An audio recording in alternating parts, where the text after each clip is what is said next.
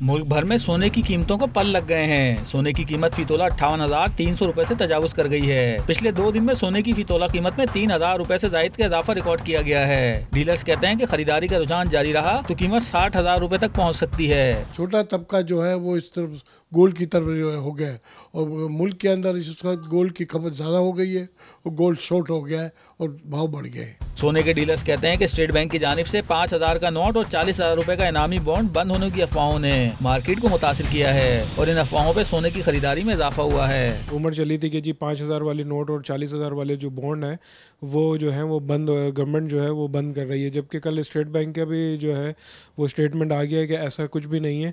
मगर जो मार्केट में रूमर की वजह से जो टेंशन फैली हुई है उसमें क्राउड जो है वो गोल्ड की तरफ साइकिलेट हुआ है। पाकिस्तान में कई सालों के बाद सोने की कीमतें दुबई से 300 रुपए तोला महंगी हो गई हैं। कैमरामैन शाह फैसल के साथ तलकीन जुबैरी, डॉन न्यूज़, कराची।